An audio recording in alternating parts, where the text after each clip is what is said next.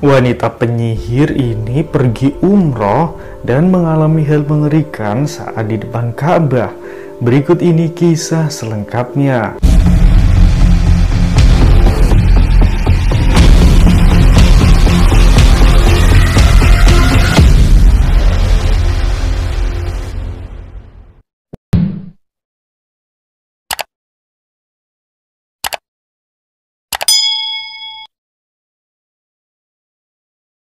Sihir adalah perbuatan ajaib yang dilakukan dengan kekuatan ajaib dengan guna-guna mantra ritual yang digunakan untuk tujuan tertentu seperti penangkal dan mencelakai orang lain.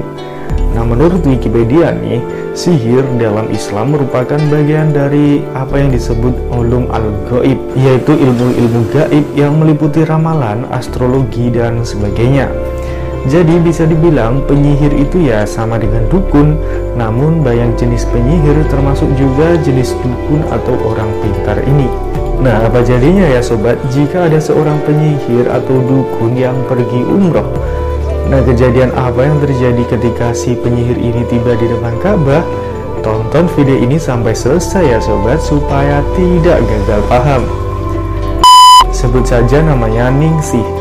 Ningsih adalah seorang wanita parubaya yang terkenal di daerahnya sebagai orang pintar. Ia kerap dimintai pertolongan sama orang-orang untuk melihat hal-hal gaib. Jika ada orang yang meminta tolong kepadanya, ia selalu meminta berbagai persyaratan untuk melancarkan aksinya. Persyaratan itu beragam mulai dari barang-barang mistis, uang tunai, hingga hewan-hewan tertentu. Misalnya, kalau ada orang yang minta dipertemukan sama jodohnya, Ningsih meminta persyaratan untuk membawa ayam berwarna putih, beberapa sesajen, dan sebagainya. Nah, entah bagaimana ceritanya, Ningsih tiba-tiba ingin pergi umroh. Ia pun berangkat bersama rombongan ke Tanah Suci.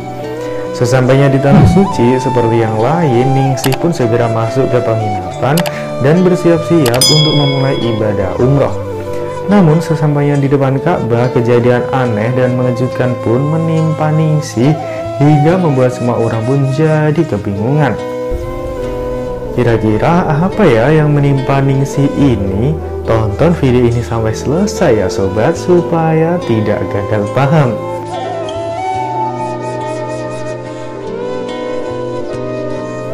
Ada seorang wanita, sebut saja namanya Ijah. Ijah dulunya adalah seorang asisten rumah tangga atau pembantu. Ijah ikut seorang majikan Tionghoa yang kaya raya. Majikannya ini punya seorang anak laki-laki yang mungkin seumuran sama Ijah. Karena naksir, Ijah pun menggunakan pelet untuk memikat hati anak majikan tersebut.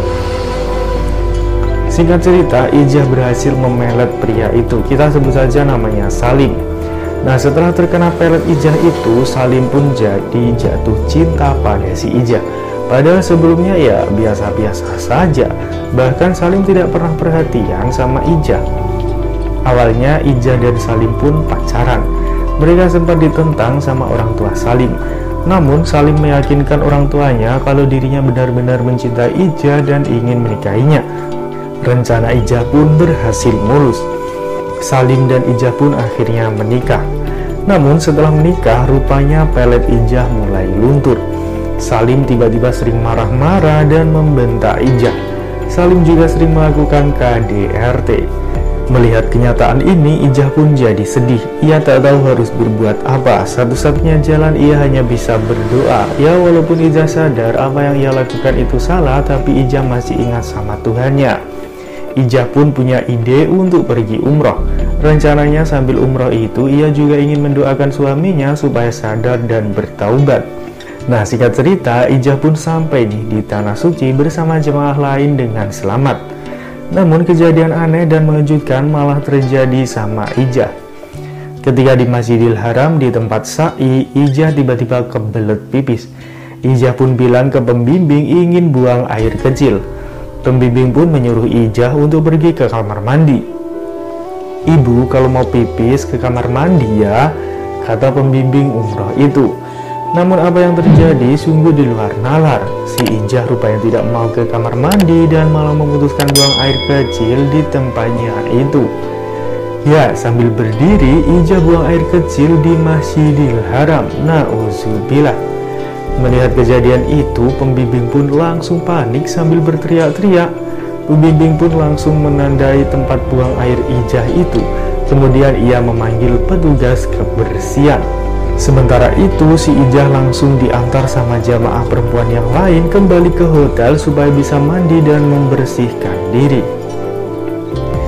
Namun kejadian aneh dan membingungkan tidak hanya terjadi saat di Masjidil Haram itu saja.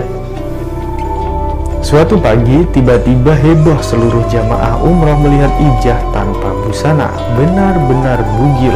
Ijah jongkok di depan hotel tanpa busana dan malah buang air besar di sana. Tentu saja semua orang jadi heboh melihat pemandangan aneh itu. Bahkan polisi setempat pun datang untuk mengamankan Ijah. Namun ketika polisi menyuruh Ijah masuk ke hotel, Ijah malah teriak-teriak tidak mau.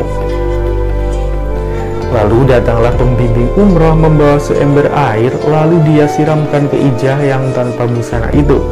Nah, setelah diancam, Ijah pun mau masuk ke dalam hotel untuk memakai pakaiannya lagi. Nah, ternyata kejadian aneh yang menimpa Ijah itu akibat perbuatan syirik yang telah ia lakukan, yaitu ia telah melakukan pelet kepada suaminya itu. Na'udzubillah.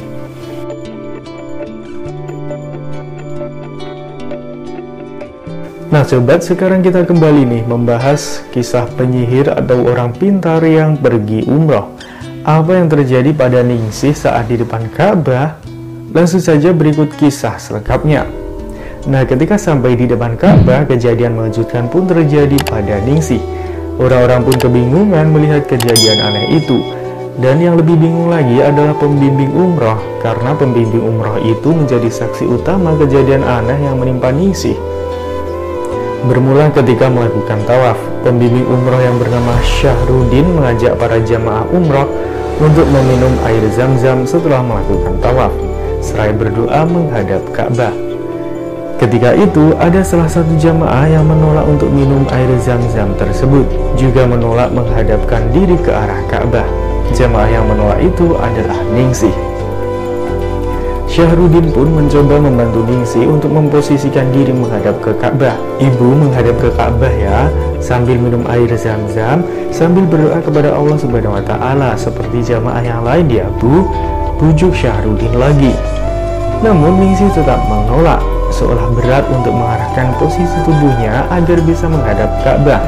Ningsih terus bilang tidak mau sambil berdiri membelakangi Ka'bah. Syahrudin mencoba menggeser wanita itu supaya bisa menghadap Ka'bah. Namun tubuhnya terasa sangat berat, hingga akhirnya Syahrudin pun menyerah. Tentu saja jamaah yang lain hanya bisa melihat dengan keheranan, karena ini merupakan hal yang sangat janggal. Ada orang umroh tapi kok tidak mau minum air zam-zam dan tidak mau menghadap kiblat.